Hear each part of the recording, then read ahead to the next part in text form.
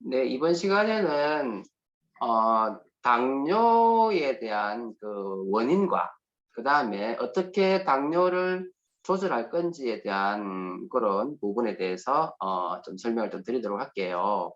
지금 아마 이 그림을 보자마자 아이고 머리 아파 이런 말 하실 분 충분히 있을 거라 생각하는데 그냥 간단하게 이야기를 할게요. 우리가 우리 탄수화물이나 이런 당을 많이 먹으면은 혈액 내에 당 수치가 높아지잖아요. 그러면 이 당이 갑자기 너무 높아지면 안 되니까 어찌됐든 이 당을 세포 안으로 넣어줘야지만 이게 에너지를 쓰일 거 아니에요. 그래서 혈액 내에 있는 당을 세포 내로 넣어주는 데 필요한 호르몬이 바로 뭐냐면 인슐린이에요. 그래서 인슐린의 주 기능은 이게 췌장에서 보면 되거든요. 췌장에서 보면 되는 인슐린이 혈액 내에 있는 당을 세포 안으로 넣어줘가지고 에너지를 쓰게 만드는 거예요. 그런데 남아도는 탄수화물은 간에서요, 이게 글리코겐으로 저장이 됩니다. 간에서 글리코겐. 그리고 만약에 이 포도당이 이제 글리코겐 저장이 되는데 이게 이제 너무 많아지면은 나중에 어떻게 되느냐면 이 포도당 자체가 뭐로 바뀌죠? 지방으로 바뀌죠. 중성 지방으로 바뀌죠. 근데 어찌됐든 간에 인슐린이라는 기능은요, 혈액 내에 있는 당을 떨어뜨리는 기능을 한다. 이렇게 생각하시면 돼요. 그런데 문제는 뭐냐면 우리가 필요한 게 포도당이 혈액 내에 많아도 문제가 되지만 혈액 내에 포도당이 없으면 큰일 나요. 사실 고혈당보다가 더 무서운 게 뭔지 아세요? 저혈당입니다. 저혈당은요, 에너지 쓸 게 없으니까 사람이 죽을 수 있어요. 저혈당 빠지면요, 뇌로 인슐린이 안 가거든요. 그럼 어떻게 되는지 하면 뇌를 못 써요. 그러면 의식이 없고 난리 납니다. 그러다가 좀 시간 지나면 적사할 수도 있어요. 그 정도로 무서운 게 저혈당인데 이런 저혈당을 또 안 만들게 하기 위해서 인슐린에 반대되는 기능을 하는 호르몬이 있어요. 그게 바로 뭐냐면 글루카곤 하는 게 있어요. 그래서 췌장에서 글루카곤이 분비가 되면 어떻게 하느냐면요. 간에 지금 글리코겐이 저장돼 있잖아요. 이걸 어디로? 포도당을 만들어 가지고 혈관 내로 보내요. 아시겠죠? 그래서 결국은 뭐냐면 우리 몸에서 이 인슐린과 글루카곤 가는 게 서로 밸런스를 맞추어서 적당한 양의 포도당을 공급해 주는 것이 정말 중요한 거예요. 그러면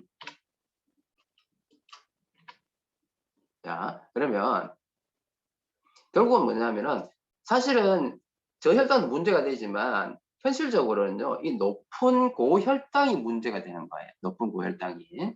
그래서 높은 고혈당 결국은 뭐를 만들어내죠? 당뇨를 만들어낼 가능성이 많다. 사실은 그래서 이제 이 당뇨가 여러 가지 문제를 일으키는데, 자, 근데 이제 이 인슐린은요, 우리 금방 이야기했듯이 인슐린은 혈액 내에 있는 당을 어디로? 세포 내로 넣어준다 그랬죠. 그럼 우리 생각은 그냥 넣어주면 안 되는 생각하지만 그렇게 쉽게 되는 게 아니고요. 어떻게 하냐면 신호를 보내요. 인슐린이 인슐린 수용체라고 있거든요. 인슐린 리셉터라고 그래. 수용체에다가 신호를 주면은요, 이때 이 신호를 받아가지고 포도당 채널이 있어요. 그러니까 이쪽으로 포도당이 들어가는 거예요. 이 신기하지 않나요? 그러니까 예전에 이거를 누가 발견하고 이게 노벨상을 받은 거예요. 인슐린 채널, 그 다음에 인슐린 리셉터, 인슐린 리셉터와 그 다음에 포도당 채널이라는 게 있는 거예요. 그런데 인슐린의 수용체가 결합을 하게 되었을 때 세포 내로 포도당이 쏙 들어가는 거예요. 아시겠죠? 그런데 어떤 이유에 의해 가지고 이 인슐린이 인슐린 수용체에다가 기능을 못하는 거예요. 안 붙는 거지. 그러면 인슐린 수용체가 그죠? 뭐 어떤 문제가 있는 그런 경우겠죠. 이래 되면 포도당 통로가 열리지 않으니까 어떻게 되죠? 포도당이 세포 내로 못 들어가게 되면서 혈액 내에 당 수치가 높아지는 거죠. 그죠? 그러면 어떻게 될까요? 혈액 내에 당이 높아지니까 혈이 끈적끈적해지겠죠. 그러면서 혈액순환이 안 되면서 여러 가지 혈관 문제를 일으키는 거예요. 그래서 당뇨 환자들이 마지막 순간에 보면요, 혈액순환이 안 돼가지고 문제를 일으켜요. 그래서 우리 몸에서 혈관이 많은 곳, 대표적인 게 뭐예요? 눈이잖아요. 그래서 눈이 안 보이는 거지. 그 다음에 뭐가 안 보여요? 콩팥이 망가지는 거고. 그 다음에 말초혈관이 망가지면서 혈액순환이 안 되다 보니 손발이 막 저리면서, 그죠? 당뇨병 환자들 보면 조금만 손상을 입어도 피가 안 가니까 이게 썩어 들어가는 거죠. 이런 식으로 혈액순환과 관련된 이런 부작용이 나타나는 것이 바로 뭐란 말이에요? 바로 당뇨라고 생각하시면 돼요. 그래서 아까 이야기했듯이 정상적으로는 이 판크레아스, 췌장의 베타셀에서 인슐린과 글루카곤이 서로 밸런스가 잘 맞춰주는데, 만약에 당뇨 환자들 같은 경우는 뭐예요? 인슐린이 수용체에 반응을 못하기 때문에 결국은 뭐예요? 인슐린 저항성이 되면서 혈액 내의 당이 확 높아지는 그런 상태. 이런 상태가 바로 문제가 되고요. 그런데 문제는 뭐냐면요. 이 인슐린 저항성이 단순하게 당뇨만 유발하는 게 아니란 말이에요. 결국은 당뇨 때문에 혈관이 지저분해지고 혈액순환이 안 되고 이러다 보니까요. 우리가 생각할 수 있는 여러 가지 많은 질환들이 생긴다는 거예요. 그 대표적인 게 뭐예요? 고혈압. 그 다음에 혈액이 막히다 보니까 뇌졸중. 그 다음에 여성들 뭐예요? 다낭성 난소 증후군 아시죠? 그러니까 뭐예요? 생리불순이 오면서 뚱뚱해지고 하는, 그러면서 여러 가지 만성질환을 유발하는 그런 질환들. 그 다음에 통풍. 그 다음에 지질에 이상이 생기겠죠? 콩팥에 돌 생깁니다. 그 다음에 단 음식을 막 먹게 되고요. 암 환자 늘어나고요. 염증이 늘어나고 심장질환이 생기고 감정까지 생기면서 불안과 우울이 생기고 비만과 불면증 이런 게 막 동반되는 이런 걸 가지고 인슐린 저항성인데, 다시 말해서 인슐린 저항성은 당뇨는 하나의 병이 아니라 우리 몸의 여러 가지 만성질환을 유발할 수 있는 그런 병이 된다는 사실이죠. 아시겠죠? 자, 그런데 이 당뇨라는 게요, 바로 당뇨 되는 게 아니에요. 당뇨는 당뇨 되기 전에 한 10에서 15년 정도의 이런 당뇨 전 단계를 거치면서 결국은 당뇨가 되는 거거든요. 그런데 이 인슐린 저항성이라는 게 아까 지금 하루아침에 되는 건 아니란 말이에요. 천천히 시간을 두고 생기는데, 이 인슐린 저항성이 생기면 왜 당뇨, 2형 당뇨 환자들이 보면 다 뚱뚱한지 아세요? 이게 바로 뭐냐면 이 렙틴이라는 거 아시죠? 렙틴. 렙틴이 뭔가요? 식욕 억제 호르몬이잖아요. 근데 인슐린 저항성이 생기면 이 식욕 억제 호르몬이 저항성이 생기다 보니까 이제 살이 찔 수밖에 없는 거예요. 그래서 렙틴과 반대 호르몬, 그렐린이라고 그랬죠. 식욕 자극 호르몬이잖아요. 이게 밸런스가 깨지면서 결국은 또 렙틴 저항성이 생기고, 그 다음에 이게 또 인슐린 저항성을 더 악화시키게 되고, 막 이런 서로 악화시키는 그런 과정을 거친다 이렇게 생각하시면 돼요. 자, 그리고 그러면 당뇨는요, 정상적으로 이제 뭘 재느냐면 혈당을 재거든요. 혈당을 재는데 공복시 혈당과 당부화 검사 2시간 후 혈당을 재는데, 사실 무작위는 사실 그런 의미 없어요. 그래서 공복은 100 이하, 당부화 2시간은 140 이하, 이게 정상이에요. 그런데 당뇨병은요, 공복이 126 이상, 그 다음에 2시간은 200 이상이거든요. 그래서 다시 말해서 100과 125 사이, 그 다음에 140과 199 사이, 이걸 가지고 뭐라 그러냐면 당뇨 전 단계라 그래가지고 영어로 하면 글코스 인톨러런스라 그러는데, 이 당뇨 전 단계가 존재를 한단 말이에요. 그런데 사실은 이 공복과 당뇨 2시간 가는 이거보다 더 확실한 게 뭐냐면, 이거는 그때그때 상황에 따라 좀 다를 수 있어요. 내 몸 상태에 내가 스트레스가 많고 이러면 당이 확 올라가거든요.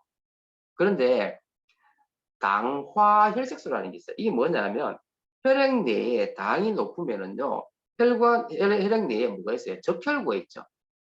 이 적혈구에 당이 들어붙어 가지고 이렇게 막 돌아다니는 거예요. 가지고 당화된 혈색소 이렇게 이야기하는 거예요. 그러니까 이 당화 혈색소의 퍼센테이지를 확인해 보는 거예요. 그래가지고 5.7보다가 낮으면 정상이다. 당뇨는요 6.5 이상이면 당화 혈색소 6.5 이상이면 당뇨다 이렇게 이야기하는 거예요. 그래서 사실 요즘은요 이 당화 혈색소를 가지고 당뇨를 더 확실하게 이제 진단하는 거죠. 근데 이제 보통 그 적혈구의 수명이 이제 보통은 한 3개월 정도 되거든요. 다시 말해서 이 당화 혈색소는 지난 3개월 동안 당신의 혈액 내에 당 수치가 높았다 이렇게 이제 진단하는 거라고 보시면 돼요. 그래서 이 당화 혈색소를 금방 이야기했죠. 적혈구 안에 있는 적혈구가 당하고 연결되다 보니까 높아지는 거죠. 그래서 이걸 가지고 당신이 지금 당 수치가 높다 낮다 이렇게 이야기할 수 있는 거거든요. 자, 그러면 당뇨의 종류에는요, 첫 번째가 1형 당뇨가 있고 2형 당뇨인데, 이게 뭐냐면 1형 당뇨는요 선천적으로 췌장에 문제가 생기면 인슐린을 못 만들겠죠. 이게 이제 선천성 당뇨거든요. 이걸 일형 당뇨. 근데 이거 외에도 췌장 세포가 이렇게 어떻게 해요? 망가지는 어떤 병들이 있을 거 아니에요. 예를 들어서 뭐 자가 면역질환 같은 게 있어가지고 췌장이 베타셀이 파괴됐어.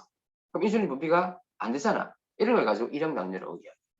그런데 일형 당뇨에 이제 말고 이형이 있는데, 이형은 뭐냐면 이제 나이가 들면서 어떤 이유 때문에 인슐린 저항성이 생기는 거예요. 그래서 그것 때문에 생기는 당뇨를 가지고 이형 당뇨 이렇게 얘기하는데, 그래서 일형 당뇨는 보통 바짝 말랐어요. 근데 이형 당뇨는 보통 뚱뚱하죠. 왜냐하면 뭐 결국은 지질의 문제도 있고 여러 가지 만성 질환을 동반하고 있기 때문에 그런 거예요. 그리고 임신성 당뇨를 들어보셨죠? 이게 뭐냐면 임산부들 임신이 되면요, 임신 자체가 당뇨를 유발을 해요. 그래서 이걸 가지고 임신성 당뇨라고 이야기하는데, 그래서 이 임신성 당뇨는요, 임신 지나고 나면 보통은 정상화됩니다. 하지만 임신성 당뇨 환자 중에서 한 10에서 20%가 임신 끝나고 나가지고 정말 당뇨로 가는 경우가 있어요. 그래서 임신 당뇨 자체는 무서워할 건 아니지만 그래도 추적 검사를 꼭 해봐야 된다는 거죠. 예, 아시겠죠? 이렇게 당뇨병의 종류를 나눌 수 있습니다. 자, 그러면 오늘 이 시간에는 병원에서 하는 그런 이야기 하는 것이 아니잖아요. 그래서 어떻게 평상시에 건강 관리할 거냐 이걸 이야기할 거니까 그 원인에 대한 이야기와 그 다음에 과정에 대한 이야기 좀 할 건데, 여기 보면 아까 왜 인슐린 저항성이 생기면 뭐라 그랬죠? 렙틴 저항성이 또 생긴다 그랬잖아요. 그러면 이 렙틴 저항성이 왜 생기느냐 하면요, 렙틴 저항성을 방어하는 물질이 뭐가 있냐면 바로 아디포넥틴이라는 게 있어요. 이게 뭐냐면 지방세포에서 나오는 어떤 호르몬 물질인데요, 이 아디포넥틴이라는 물질이 내 몸에 긍정적인 어떤 기능을 하는 거예요. 그래서 제가 지난번에 몇 번 이야기했지만은 그 지방세포에서 나오는 좋은 물질을 아디포넥틴, 그 다음 뼈에 있는 조골세포에서 나오는 좋은 물질을 가지고 오스테오칼신, 그 다음에 뇌 호르몬 중에서 성장 호르몬 아시죠?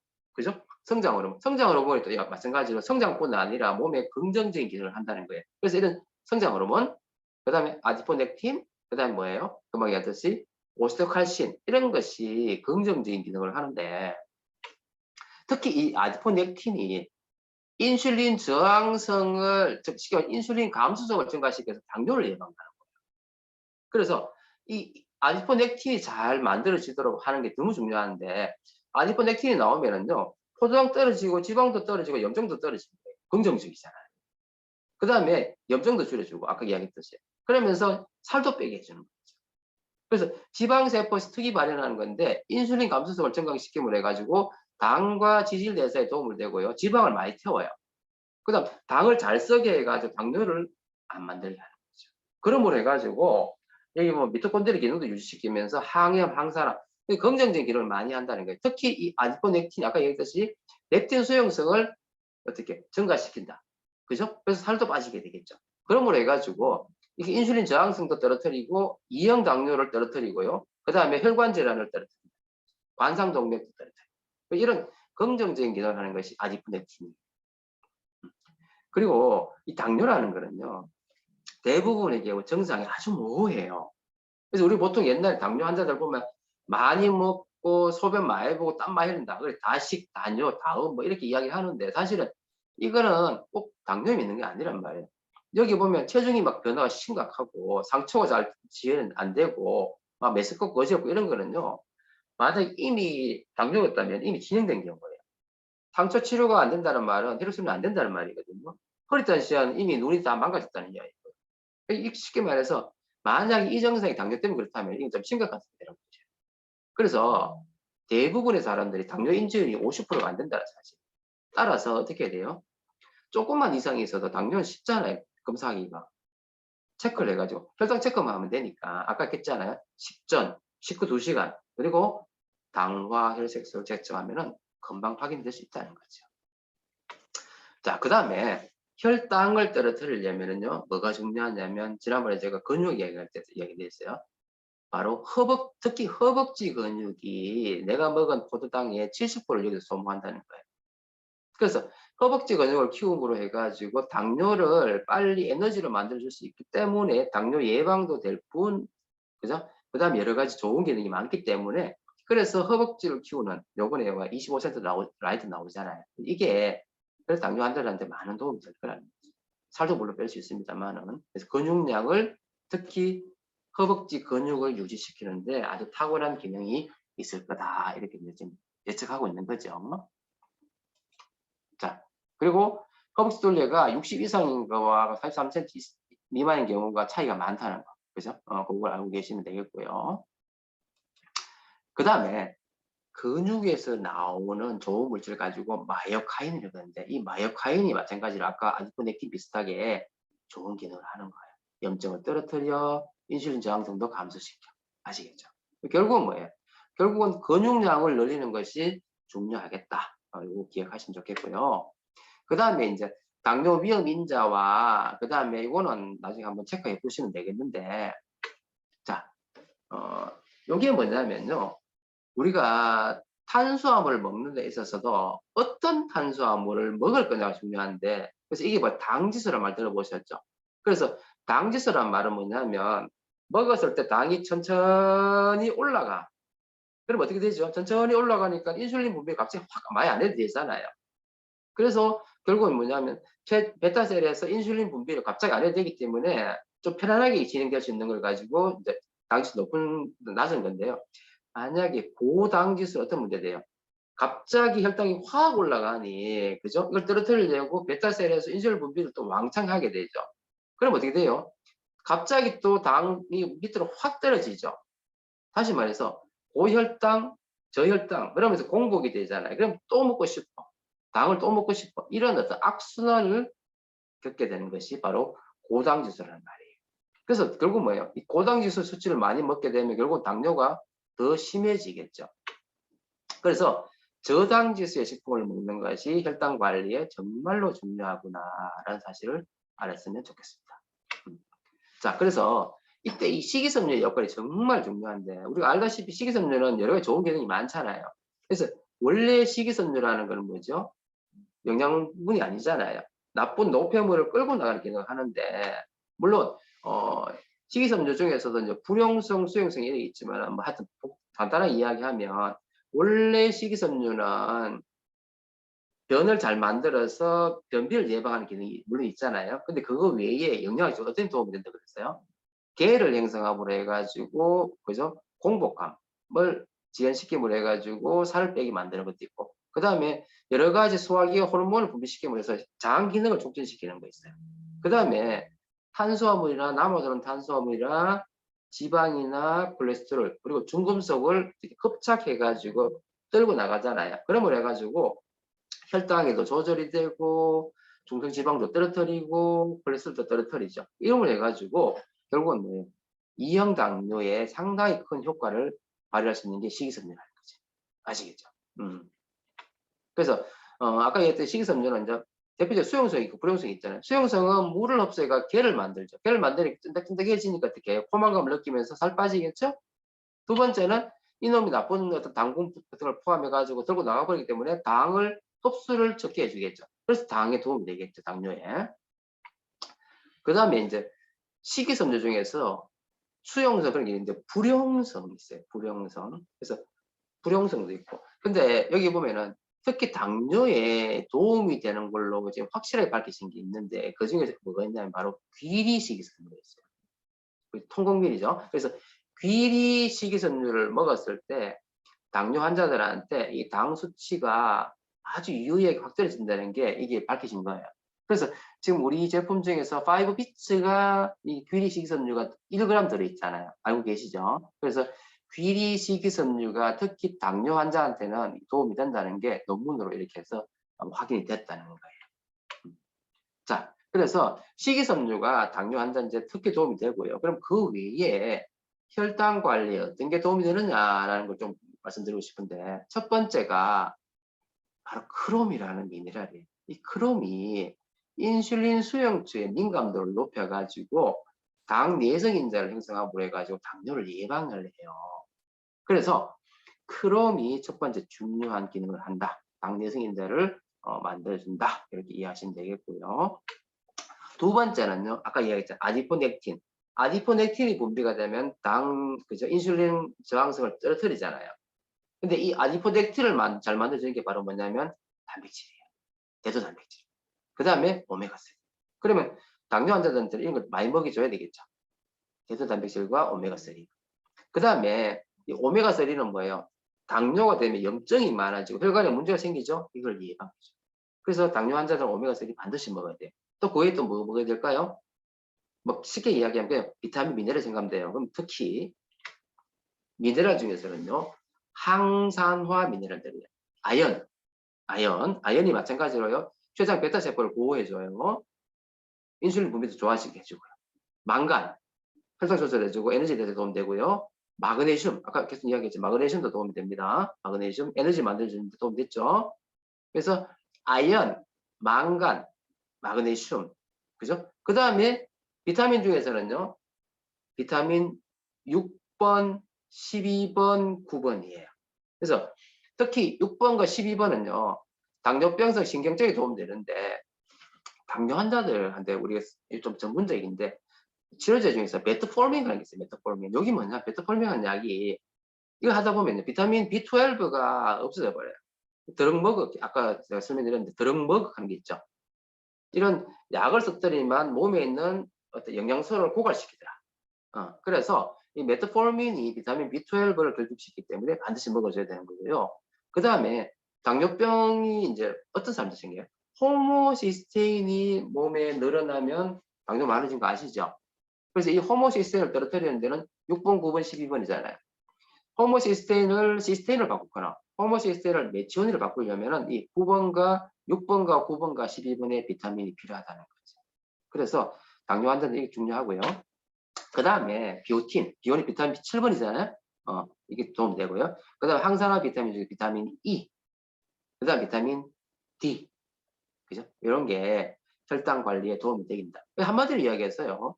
여기 보시면 단백질이 필요하죠. 그 다음에 오메가3 필요하죠. 그 다음에 미네랄 중에서 아연, 망간, 마그네슘 이런 게 필요하죠. 그래서 비타민은요. 6번, 9번, 12번, 7번 이런 게 필요하고요. 비타민 E, 비타민 D 이런 게 필요하다. 그래서 사실은 이 혈당 관리라는 거는 요즘 현대인들 중에서는 당의 문제가 참 많은 사람이 많다는 거죠. 그렇지만 이 당뇨라는 게 이 당의 문제뿐 아니라 여러 가지 만성 질환을 모두 동반하고 있기 때문에 그래서 바르게 이 당을 관리하는 것이 그래서 중요하다는 말씀을 드리고 싶습니다. 네. 네, 그러면 이번 강의는 여기까지 하도록 하겠습니다. 수고하셨습니다.